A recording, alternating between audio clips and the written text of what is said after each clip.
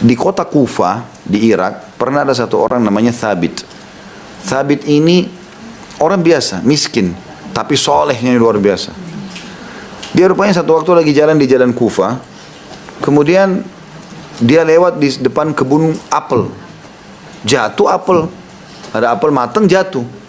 Dia lihat di pinggir jalan, diambil dimakan sama dia. Waktu dia makan, sebentar, belum selesai.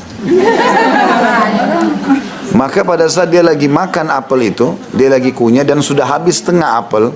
Ada yang masuk ke perutnya, ada yang masih di mulutnya, ada yang masih dipegang sama dia. Tiba-tiba dia berpikir, ini halal nggak buat saya? Dalam kondisi dia ketakutan, dia langsung masuk ke dalam kebun tersebut. Dia temu ada satu gubuk, langsung dia ketuk. Setelah salam, dia jawab salam, lalu dia bilang, saya tadi lewat di depan kebun anda ini dan saya temukan ada apel jatuh. Saya pikir itu halal buat saya. Karena memang dasar hukumnya, kalau buah sudah keluar dari tempatnya, ada yang menghalalkannya gitu kan. Tetapi dia sebagai bentuk keimanan takut dia. Dia bilang tolong halalkan buat saya. Ini setengahnya masih ada, setengah sudah saya makan. Kata orang yang di gubuk itu, saya bukan pemilik kebun ini. Saya hanya penjaganya saja. Pemilik kebunnya tinggal 1 hari 1 malam dari sini.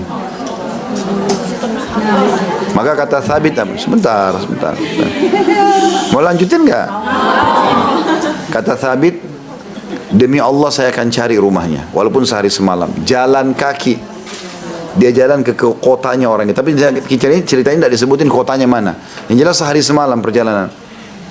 Dia jalan kaki. Sampai tiba di alamatnya ketemu. Dia ucapin salam, dijawab. Rupanya orang ini orang kaya raya, terkenal di sana. Lalu kemudian dia sampaikan, dia masih pegang setengah apel yang sudah mulai busuk itu. Dia bilang, saya seorang penduduk Kufa. Keadaan saya sebenarnya miskin. Tapi saya sempat lewat di depan kebun anda, ada apel jatuh. Dan saya rasa itu halal buat saya, maka saya makan. Tapi setelah setengah saya makan, ternyata saya khawatir ini tidak halal buat saya. Saya tanya penjaga kebun anda, dia katakan anda tinggal sehari semalam. Saya jalan kaki ke sini, hanya minta tolong halalkan satu apel ini. Apa kata orang itu? Saya akan maafkan kamu tapi dengan satu syarat. Kalau kau penuhi ini, saya akan kasih. Kau nikahi anak saya. Bentar, belum selesai. Tapi, bentar. Cuma dia bilang, tapi saya perlu jelaskan kepada kau sifat anak saya ada 4. Yang pertama buta matanya, nggak melihat.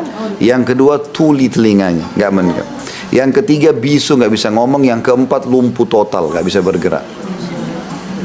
Kata Thabit, kalau seandainya itu syarat dari anda, nggak bisa negosiasi supaya halal apel itu, saya nikahi. Lillahi ta'ala sudah. Yang penting halal dulu apel ini. Hanya karena itu saja, apel. Akhirnya dinikahkanlah oleh orang tuanya si perempuan tersebut. Dia bilang begitu saya masuk di kamar istri saya. Yang pertama saya ucapin salam. Assalamualaikum warahmatullahi wabarakatuh. Istri saya jawab. Loh, tadi katanya bisu. Kok bisa jawab ini? Terus dibilang juga dia tuli. Dia jawab berarti dia dengar. Berarti dia sudah terjawab. Lalu kemudian saya mendekat ke dia, lalu saya ulurkan tangan saya. Istri saya berdiri dan salaman. Berarti nggak lumpuh dan juga tidak buta. Karena dia lihat gitu kan. Lalu dia mengatakan, subhanallah. Ayahmu mengatakan kau buta tidak melihat, tuli nggak mendengar, bisu nggak bisa ngomong, dan kamu lumpuh. Tapi semua itu tidak ada. Dia bilang, ayah saya benar. Mata saya buta dari semua yang haram. Karena nggak pernah saya lihat yang haram. Telinga saya betul tuli dari apa yang Allah haramkan. Saya tidak pernah dengar dari kecil kecuali yang baik. Lisan saya memang bisu, tapi karena tidak pernah mengucapkan kecuali zikrullah, tanya kabar orang, baca Quran. Dan saya lumpuh kaki saya dari pergi ke tempat-tempat haram. Dan perempuan ini rupanya pakai cadar. Kata Thabit, saya pun merasa bersyukur, alhamdulillah. Tadinya dia pikirkan memang dia terima apa adanya nih, lumpuh pun dia terima. Dia bilang begitu saya buka cadarnya, saya temukan dia wanita tercantik dan sangat baik. Maka dari pernikahan tersebut lahirlah seseorang yang bernama Nu'man ibn Thabit. Ini adalah Abu Hanifah rahimahullah. Salah satu dari 4 imam madhab yang masyhur. Seluruh Turki, seluruh Eropa, seluruh India dan Pakistan pakai madhabnya di jutaan orang.